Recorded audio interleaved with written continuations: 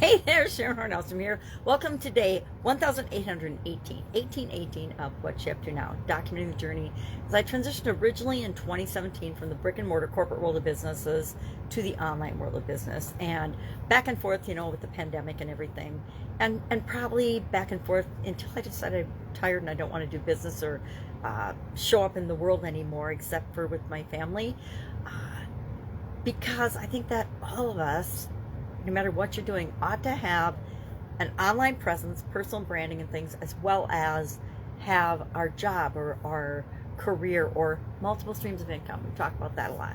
So today, I'm having some content creation struggles in that Facebook Live, which is where I love to record because it's fast, easy. I can use my phone. I can do it from anywhere. Has decided that they're not focusing on Facebook Live anymore. Don't know how I missed it. Probably because I don't pay attention to what's going on in social media very much, except for how I can use it to positively make the world a better place, hopefully, and have an impact. Well, you can't download your videos anymore, so it's not possible for me to make them and share them. Now I'm going to continue probably to make my videos here because I've already started an annual challenge for 2023, and I'm doing it on a Facebook page. So as long as Facebook will allow me to do that and make my reels and share it on that page, I'll be here doing that. But I need to find some kind of another platform and way to share the content that I'm creating with different platforms. YouTube, I haven't posted anything on my podcast for this is the fourth day now, and to me that's not okay, because that's where I reach a lot of people, is via my podcast, and my Libsyn software allows me to share that in, I think 20 places or so, maybe more.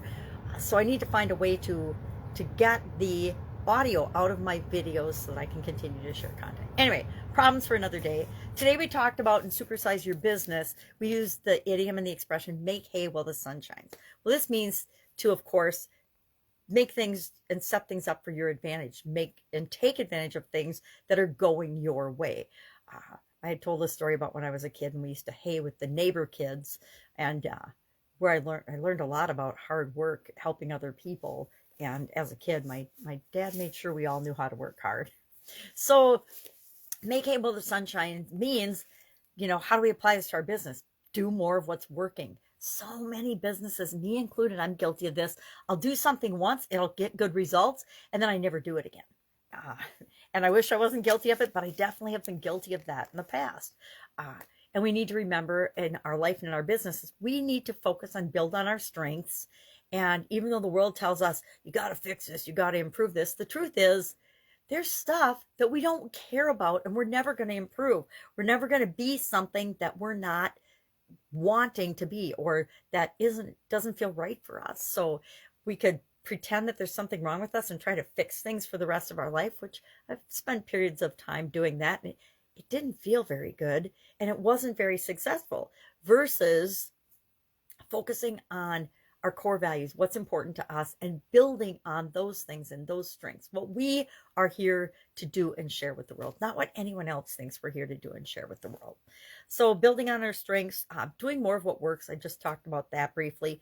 Modeling other industries. One of my corporate secrets to success, to be honest, was learning from different industries and applying lessons that I learned in one industry to another industry when I was working in that industry.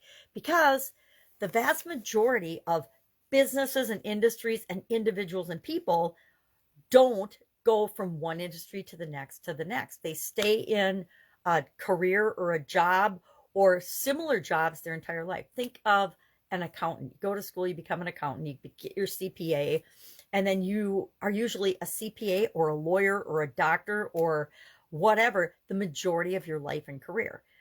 I'm an engineer and it was in manufacturing for most of my corporate career. Manufacturing management and leadership and processes and systems and quality. But I was in quality in different organizations across different industries for my corporate career. And that secretly was a huge advantage to me, because I took things that I learned in my first corporate job, and the lessons I'd learned there were now skills and abilities that I could apply in my next job and my next job. And it made my career go very, very fast compared to a lot of people, especially for a woman in a very male dominated type field. So that's our idiom for today. Our goals framework, we're going over a dozen plus goal frameworks in the annual challenge so we can pick and choose what works for us moving forward throughout the challenge. And today's was called the 5 principles. It's from 1968, Latham and Latham or something, or I don't know how to pronounce their names, but I'm sure I've been exposed to it. I'm sure I've heard it, but I don't remember ever actually sitting down and setting goals this way. But it's got 5 principles, and they are clarity, which is a lot like SMART goals, clear, measurable, easy to understand. Challenge, we want a stretch goal, goals that are a little bit of a challenge, because things that are a challenge for us, we work toward achieving. If it's super easy or comes too easy, we don't want to do it. Commitment is the 3rd principle. The 4th is feedback, meaning check back and see how you're doing. Are you making progress for what you want or not? And finally, the complexity of the tasks. And the older I get, the more I've learned the value of simplifying, and keeping things simple. So many times we make our lives so much harder than they have to be because we make them complex, when if we boil things down to the simplest format, usually that's all is required to get what we want and to create success in any area of our life. If it's relationships, financial, physical, mental, emotional, spiritual, any communication, the simpler the communication, the more straightforward, the more honest, the better the message gets through usually.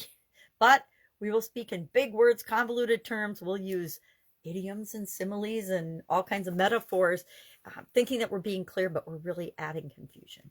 All right, that's all I've got today. I have got to figure out what I'm going to do about content creation and video sharing going forward.